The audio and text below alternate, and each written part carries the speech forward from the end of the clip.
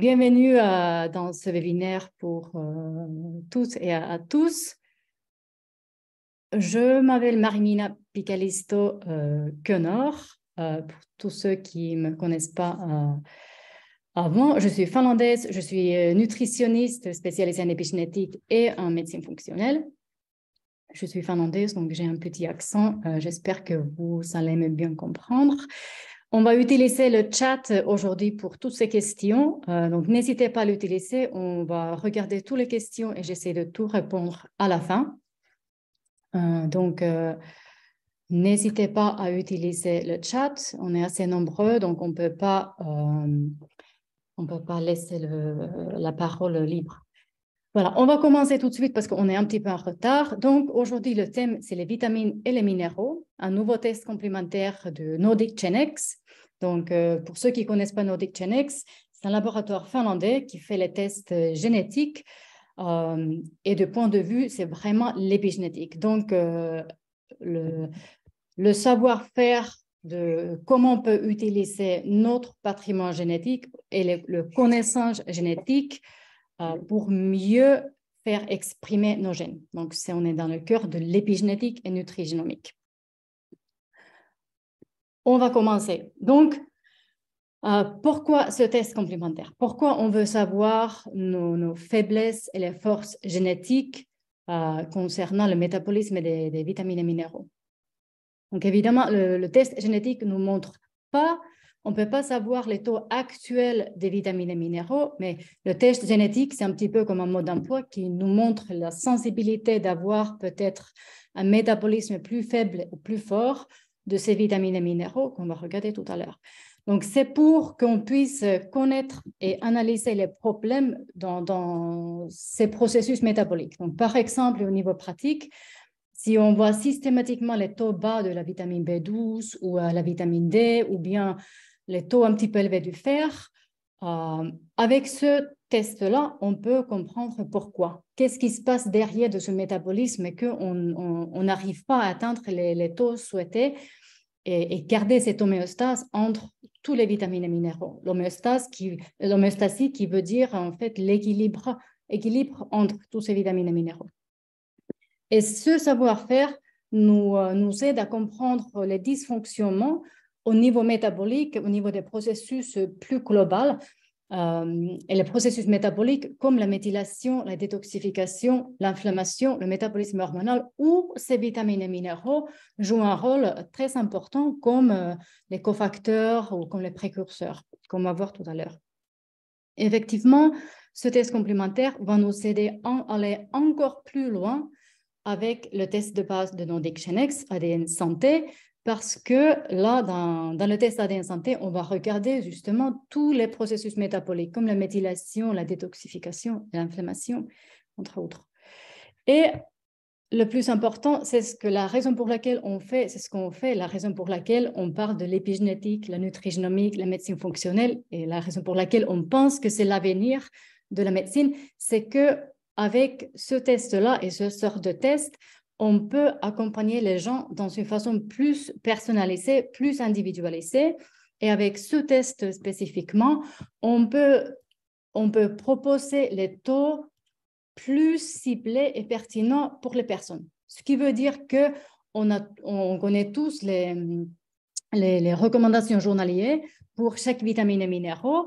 Mais comme on va voir tout à l'heure, on n'est pas tous dans la même ligne avec ces vitamines et minéraux. Il y a ceux qui peuvent faire avec beaucoup moins de la vitamine D, par exemple, mais il y a ceux qui ont besoin beaucoup plus. Et avec ce sort de test, on peut connaître les sensibilités et les faiblesses dans le métabolisme qui suggèrent qu'on a peut-être besoin d'un petit peu plus ces vitamines dans l'alimentation, les sources alimentaires, et aussi comme les compléments alimentaires. Dernier point très important, c'est que, comme je vous ai dit, ce test-là, ou toujours les tests génétiques, ne peut pas montrer le fonctionnement au niveau biologique actuel, mais il montre comment le corps fonctionne, comment les enzymes fonctionnent. Et c'est un petit peu comme un mode d'emploi qui nous montre les sensibilités, les faiblesses et forces Mais ce test devrait toujours être regardé avec un bilan biologique à côté pour voir les taux actuels. Et comme ça, on peut ajuster en utilisant ces deux tests-là, test génétique et test biologique. Après, on entre dans le test. Donc, quelles vitamines et minéraux est testé dans ce test? Tout d'abord, il y a la synthèse. Donc, c'est la synthèse qu'on voit et on trouve à la fin du rapport. Pour ceux qui ne connaissent pas les rapports de Nordic Genex, je vous explique en quelques mots. Donc, il y a toujours tous les noms des vitamines dans ce test complémentaire, les noms de vitamines qui, dans le rapport, ils ont étudié vraiment en détail, mais dans la synthèse, je préfère de l'utiliser maintenant pour simplifier les choses et aussi pour souligner que la vision globale est très importante. Donc, on voit les noms des vitamines analysées. Donc, il y a vitamine A, B6, B9, B12, C, D, E et K2. Après, la deuxième colonne, il y a les enzymes. En fait, il y a les noms de gènes qui contrôlent le fonctionnement des enzymes. Souvent, les enzymes portent le même nom ou quasiment le même nom, mais ça, c'est les noms de gènes que vous voyez ici dans la deuxième colonne. Troisième colonne, il y a les variations, ils sont aussi appelés les polymorphismes ou les SNP génétiques. Donc, les variations qui varient entre individus. Et c'est ces variations-là qui nous donnent notre façon unique à l'être, notre métabolisme unique par rapport aux vitamines et minéraux et les autres choses. Et là, quand vous entendez me parler des allèles de risque, on parle de ces variations-là. Donc, en fait, il y a les petits changements dans ces deux lettres-là qui ont un impact dans le fonctionnement de l'enzyme. En fait, c'est ces variations-là qui peuvent changer le fonctionnement de l'enzyme qui fonctionne dans le métabolisme de ces vitamines et minéraux. Et pour faciliter la lecture, Nordic Genex a ajouté les codes couleurs, qui sont les mêmes que le code de trafic, ce qui veut dire que tout ce que vous voyez en rouge, ça veut dire que c'est les variations, les changements, les petites erreurs dans le code génétique qui ont un impact assez fort dans le fonctionnement de l'enzyme. Et l'impact est néfaste. La couleur jaune veut dire qu'il y a un impact léger qui est néfaste. Quand il y a une couleur verte, ça veut dire que c'est protecteur. Cette variation est protectrice et l'enzyme gérée par le gène, ici c'est TTR, fonctionne mieux. Donc, ça nous protège. Quand il n'y a pas de couleur, ça veut dire qu'il n'y a pas d'impact. Soit c'est un gène qu'on appelle sauvage, donc il n'y a pas une variation, il n'y a pas un polymorphisme, il n'y a pas un changement, soit il y a un changement, mais il n'y a pas d'impact. Donc, le gène fonctionne normalement. Là, il y a la même chose pour les minéraux. Donc, tous les minéraux qui ont été analysés, il y a le phosphate, calcium, cuivre, le magnésium, le fer, le sélénium et le zinc. Encore, je souligne que ce test ne montre pas les taux actuels de ces vitamines et minéraux, mais montre notre sensibilité d'avoir les taux plus faibles et possiblement plus élevés. Il faut toujours vérifier le taux actuel avec un bilan sanguin ou un autre bilan biologique. Là, il y a juste quelques exemples de façon que Nordic Genex le fait et quelques labos américains. Voilà. Maintenant, on entre dans les vitamines et minéraux. On va regarder chacun séparément, mais toujours se rappelant ou gardant dans la tête qu'il faut garder cette vision globale. On n'a pas beaucoup de temps, surtout parce qu'on a commencé en retard, donc je ne vais pas aller dans tous les détails, mais j'espère que je peux vous montrer au moins quelques impacts génétiques dans le métabolisme de ces vitamines et minéraux. Chaque slide montre les sources alimentaires parce que je ne veux pas parler beaucoup des compléments alimentaires, justement parce qu'on n'a pas le test biologique à côté. Il faut toujours vérifier avec le test biologique pour connaître son taux actuel et pour connaître si on a besoin de prendre les compléments alimentaires ou pas. Voilà, commençons. Donc, la vitamine A. On connaît tous qu'elle est très importante pour la vision, la muqueuse, la peau, l'immunité, également pour la détoxification, la croissance. Il y a deux polymorphismes, donc deux variations génétiques connues. Le premier s'appelle BCMO1, qui joue un rôle très important dans la conversion des bêta-caroténoïdes vers la vitamine A. Elle est aussi associée dans les taux de lycopène, de lutéine et zéaxanthine. Et s'il y a une variation néfaste, qui est écrite par la lettre G, on peut avoir les taux bas de lycopène, lutéine et zéaxanthine, ainsi que la vitamine A, et les taux élevés de bêta-caroténoïdes. Donc, si on a une variation néfaste, ça veut dire qu'une personne peut avoir une faiblesse de la vitamine A, donc pas assez de la vitamine A, et peut-être trop de bêta-caroténoïdes. Donc là, à vérifier avec un bilan biologique et consommer plus des sources de la vitamine A et peut-être se supplémenter de temps en temps, sachant que la vitamine A, trop, n'est pas bon non plus. Après, il y a deux autres gènes, TTR et RBP4, qui fonctionnent ensemble et qui jouent un rôle très important dans le transport du rétinol, donc la vitamine A, dans la circulation sanguine. Donc, s'il y a un polymorphisme néfaste sur le deuxième, qu'on voit ici, on peut avoir le transport qui fonctionne un petit peu moins bien. Sachant que le TTR est un régulateur, donc si c'est pour cette personne-là, ça fonctionne bien parce que le TTR protège, il gère, il régule l'autre gène pour que le transport fonctionne mieux. Après, la vitamine B6, primordiale pour tout le métabolisme, très important dans le processus qui s'appelle la méthylation, qui est très important pour toute l'expression de gènes, pour la détoxification, pour le métabolisme des neurotransmetteurs, métabolisme hormonal, pour le bien-être bien-être des mitochondries, donc la production d'énergie.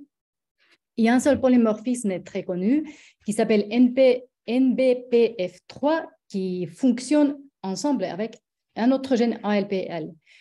Et quand il y a un polymorphisme là, on associe ça avec les taux bas de ALPL, donc un fonctionnement néfaste diminué de l'enzyme, et les taux faibles de la vitamine B6.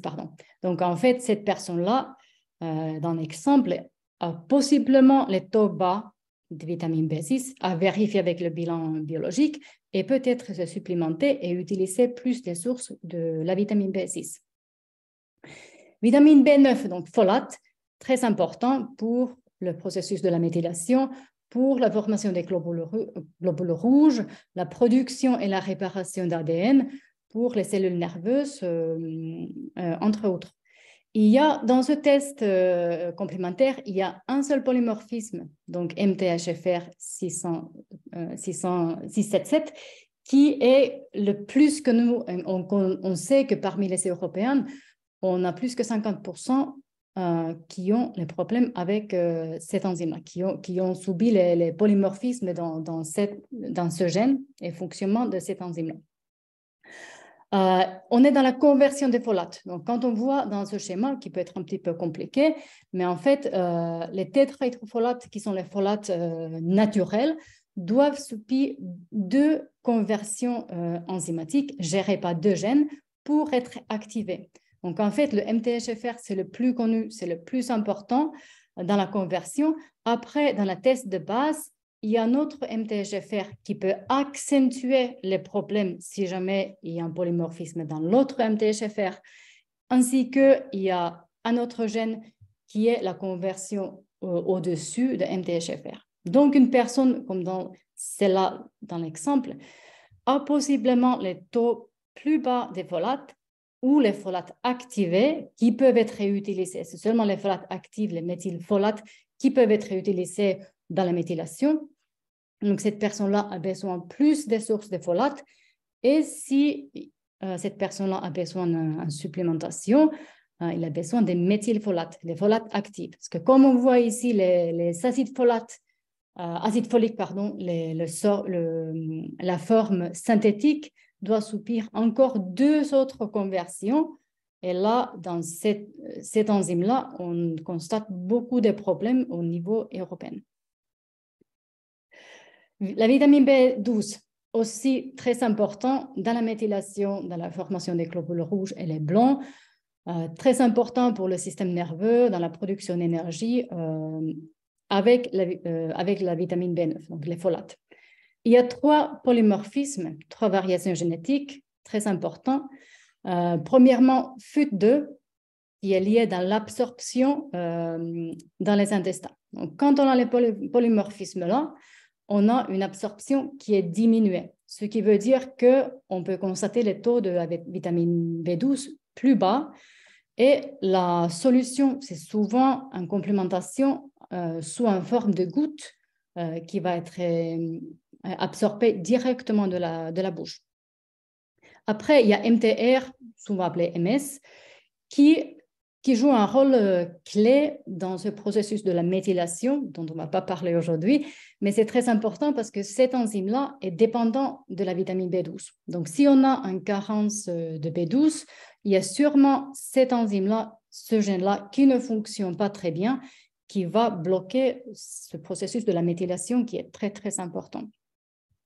Dernièrement, il y a TNC2 qui joue un rôle dans le transport vers les cellules de la circulation sanguine, qui peut être protectrice. Donc, en fait, cette personne-là n'a pas la protection, mais si on a la protection, on va avoir le transport de la B12 qui fonctionne mieux.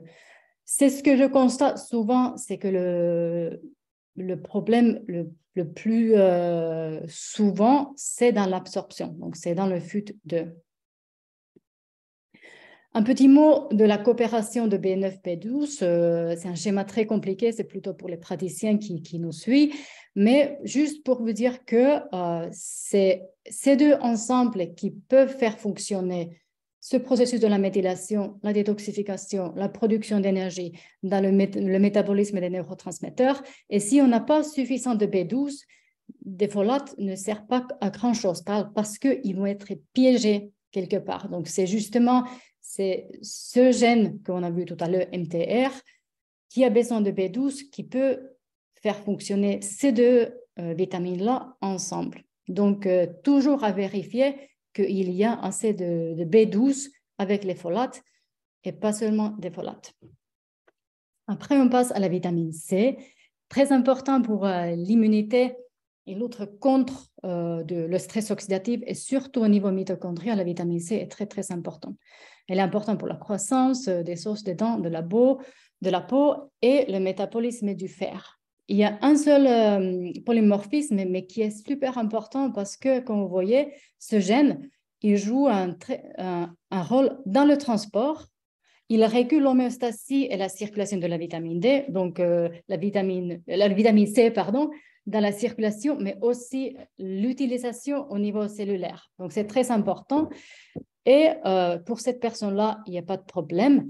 Mais si on voit la lettre T de alerte T, on associe ça avec les taux plus bas de la vitamine C.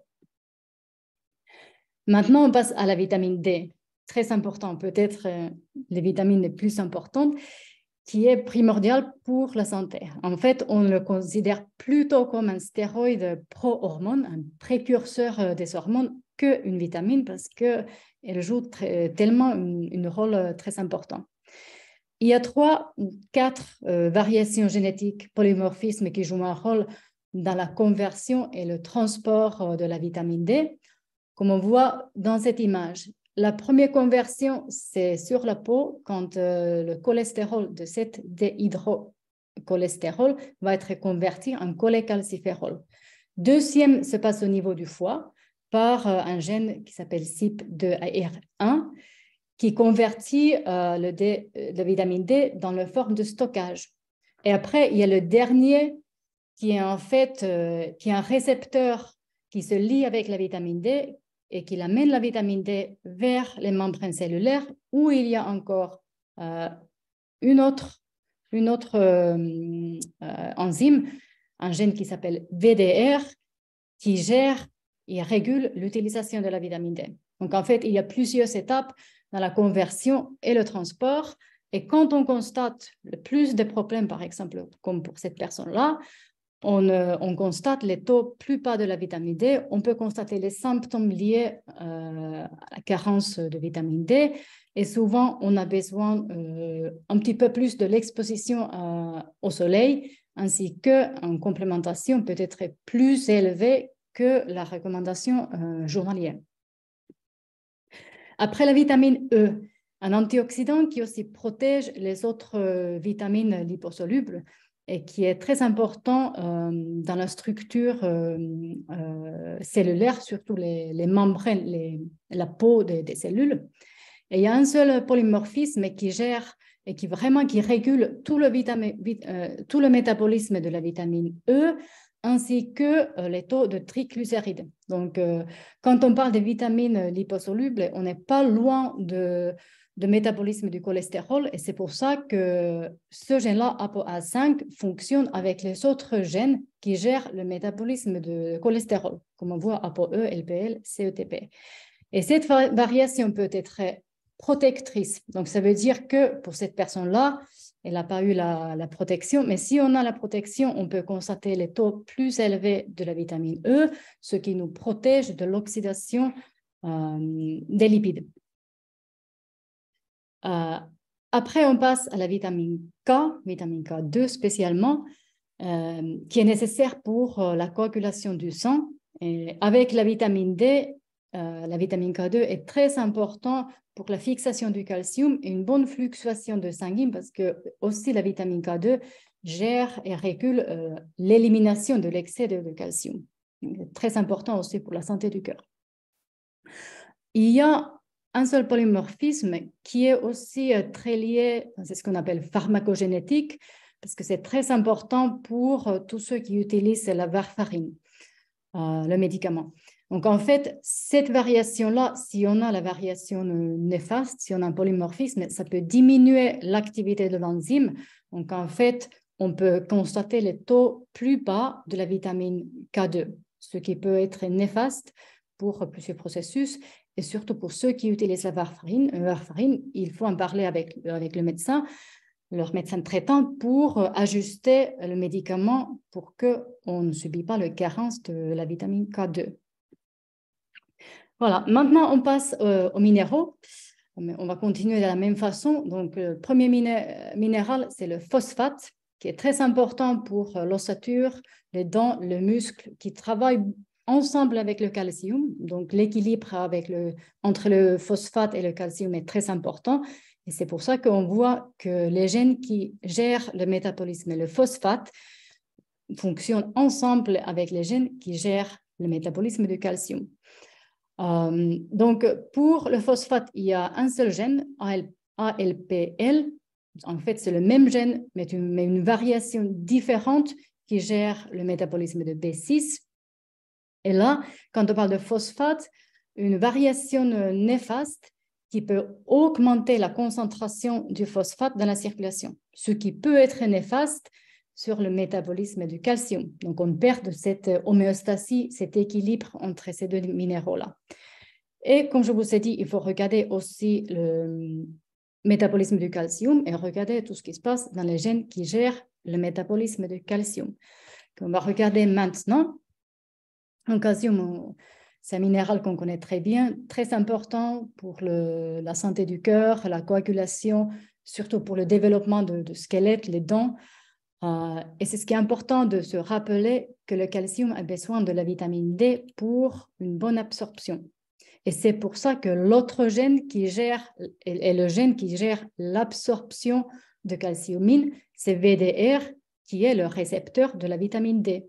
Et quand il y a, c'est le deuxième qu'on voit ici, quand on voit le polymorphisme, comme pour cette personne-là, on peut constater l'absorption de calcium qui est plus bas. Ce qui veut dire qu'il faut consommer un petit peu plus des sources de calcium, en préférence pas des laitiers, mais les légumes verts foncés, et vérifier qu'il y a les taux de la vitamine D souhaités. Donc, si on a les problèmes de calcium, ce n'est pas seulement augmenter l'apport de calcium, mais aussi vérifier que la vitamine D ou les taux de la vitamine D sont bien souhaités et assez élevés. L'autre gène, c'est qui est le récepteur qui régule de la calcium dans la circulation sanguine, ainsi que l'homéostasie au niveau cellulaire et dans la circulation. Et si on a un polymorphisme, on peut constater le taux de calcium un petit peu plus bas. Après, on passe au cuivre, très important, qui fonctionne comme un cofacteur dans plusieurs processus, dans la production innée des antioxydants, la production d'énergie, le métabolisme de neurotransmetteurs. Et le cuivre est l'antagoniste du zinc. Donc, ces deux minéraux fonctionnent ensemble. Donc, il faut toujours, comme je vous ai dit avant, chercher l'homéostasie et l'équilibre entre aussi ces deux minéraux-là. Le cuivre est géré, ou le métabolisme de cuivre est géré plutôt avec deux polymorphismes qui, le premier gène, la première enzyme, SMIM1, impacte la concentration de cuivre. Donc, si on a un polymorphisme, on peut avoir moins de la cuivre, moins de la concentration, moins de cuivre dans la circulation, ce qui peut dire qu'on n'a pas assez de cuivre, on peut avoir une carence. Deuxième, sélène BP1 gère le transport, le cuivre et aussi le sélénium, et celui-là peut être protecteur. Donc, cette variation peut être protectrice et qui peut garder les taux de cuivre un petit peu plus élevés. Et là, je vais vous montrer deux exemples, deux personnes différentes, et là, on voit qu'on n'est pas tous dans la même ligne. La première personne est plutôt protégée et va avoir plus facilement des taux souhaités du cuivre, surtout s'il y a assez des sources de cuivre dans son alimentation. Et la deuxième, en revanche, va constater plus facilement les taux plus faibles de cuivre. Donc, cette personne-là, la deuxième en bas là, a besoin de plus de cuivre dans son alimentation. Et possiblement, surtout si cette personne-là utilise le zinc, de bien vérifier qu'il y a un bon ratio entre ces deux minéraux. Après, on passe au magnésium, qui est un minéraux super important qui joue un rôle dans plusieurs réactions chimiques dans l'organisme, important pour la méthylation, la production d'énergie, un bon fonctionnement du système nerveux, les muscles du cœur, est super important pour le métabolisme hormonal et pour la détoxification. Il y a deux polymorphismes, ces deux-là, qui jouent un rôle dans la signalisation cellulaire et la concentration. Et si on voit les polymorphismes, comme on voit ici, on constate plus facilement le taux plus bas du magnésium. Donc là, la solution, c'est d'avoir plus de sources de magnésium dans l'alimentation, suivre peut-être le bilan biologique, le taux de magnésium un petit peu plus systématiquement et se supplémenter en magnésium. Le fer, un minéral compliqué, mais on va le faire le plus simple possible. Il y a plusieurs gènes qui gèrent le métabolisme du fer. Et surtout pour le fer, l'homéostasie est très, très important parce qu'on connaît que si on n'a pas assez du fer, on dirige vers l'anémie, ce qui n'est pas du tout une bonne chose. Mais si on a trop, on va diriger vers les maladies où on a trop de fer et surtout une maladie qui s'appelle hémochromatose. Donc ça, ce n'est pas bon non plus parce que ça va fatiguer le foie très, très drastiquement. Donc là, en fait, Nordic GenX a choisi 5 gènes et c'est à cause de cette méta-analyse, on ne va pas y aller plus loin, mais juste pour montrer qu'il y a 3 variations génétiques qui jouent un rôle dans le stockage du fer, donc dans le taux de ferritine, dans la concentration du fer et dans la circulation sanguine, et son transport et saturation. Et là, on voit il y a DOX2 qui surtout joue un rôle très important dans l'absorption au niveau intestinal. Il y a TMPRAA6 et HFE qui régulent de l'hepcidine, qui est une protéine qui régule ce stockage du fer, en fait, la saturation ou la circulation au niveau sanguin et son stockage au fer. Ainsi qu'il y a IL6R, qui est le récepteur pour un cytokine pro-inflammatoire qui gère le fonctionnement de l'hepcidine, donc cette protéine-là qui gère le stockage de fer pendant l'inflammation. Et après, il y a F5, qui est le facteur 5 Leiden, qui régule la perte sanguine et la coagulation. Et en fait, cette méta-analyse a montré que les polymorphismes dans DOX2, dans F6, F5 et TMPRSS6 sont liés à l'anémie du fer. Et en revanche, le HFE avec le TMPR116 sont liés au stockage du fer et l'augmentation du fer et la sensibilité d'avoir hémochromatose. Et donc, cette personne-là a plutôt la sensibilité d'avoir trop de fer et pas trop peu. Donc ça, c'est très important si on a un problème, si on constate les problèmes systématiques au niveau biologique et dans les taux de fer et ferritine. Et là, c'est juste une image qui montre exactement la même chose. Donc, le métabolisme des fers étant très compliqué, il y a plusieurs gènes. Il y a les gènes de l'inflammation qui jouent un rôle important, l'absorption au niveau intestinal qui est très important, ainsi que la régularisation au niveau du foie et au niveau de cette protéine hepcidine qui gère le stockage et la libération du fer pour la circulation sanguine et pour que ça puisse être utilisé au niveau cellulaire. Après, on arrive à la fin, il nous reste 2 minéraux. Premier, c'est sélénium. Donc, sélénium peut être un des plus importants qui a un rôle très, très important dans la méthylation, encore dans la détoxification, dans le métabolisme hormonal. Il joue un rôle très, très important dans l'activation de l'hormone thyroïdienne, donc très important. Il y a 3 polymorphismes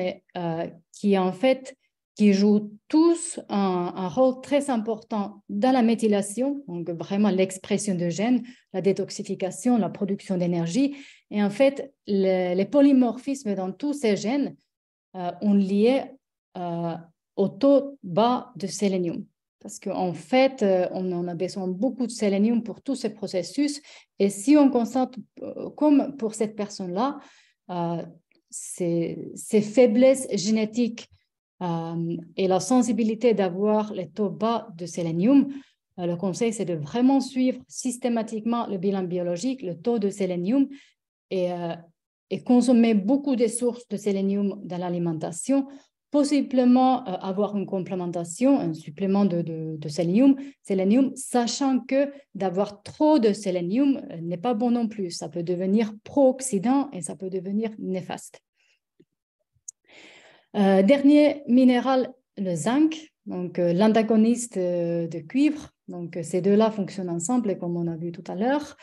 Très important pour l'immunité, la croissance, la production d'énergie. Aussi, le zinc joue un rôle très important dans la méthylation comme un cofacteur. Il y a 2 polymorphismes connus. Premier, qui porte un nom très bizarre, CA1, CA2, CA3, mais c'est une variation, un gène, qui peut être protectrice. Donc, en fait, cette variation est liée à taux élevé du zinc. Donc, c'est une très, très bonne chose si on a cette variation-là. Deuxièmement, PPCDC, qui joue un rôle dans la concentration du zinc. Et là, si on a un polymorphisme, c'est un néfaste, c'est une variation néfaste qui peut diminuer la concentration du zinc. Et là, on peut constater les taux de zinc qui sont diminués. Et là, encore 2 personnes qui ont le métabolisme complètement différent. Premier, qui a la sensibilité ou susceptibilité d'avoir peu de zinc dans la circulation pour être utilisé par les cellules, et l'autre qui est plus bas là, qui est plutôt protégé. Donc, on n'est pas tous dans la même ligne, il faut toujours suivre les taux des minéraux et vitamines au niveau biologique et se supplémenter si besoin.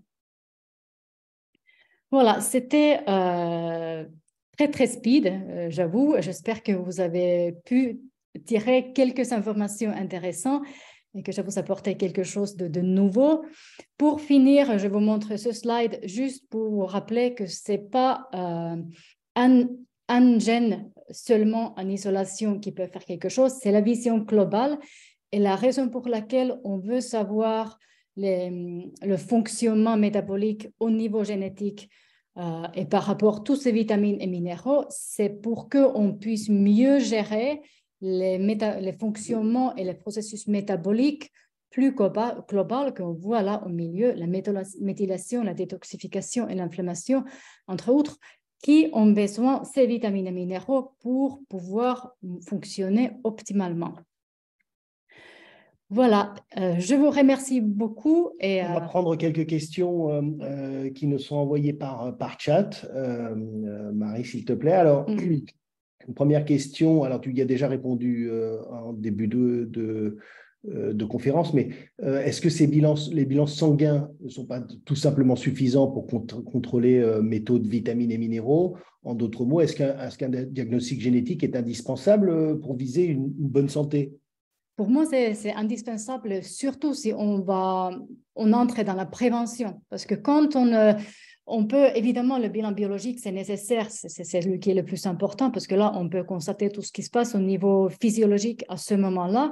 Mais quand on constate, par exemple, au niveau de la vitamine B12, au niveau du fer, on constate les taux systématiquement bas et systématiquement élevés, tant comme un rôle de nutritionniste, un médecin, on est un petit peu bloqué, on ne sait pas quoi faire. Mais quand on regarde les faiblesses génétiques, on peut avoir plus d'informations et on peut trouver les autres solutions pour comprendre ces niveaux ou ces taux au niveau biologique.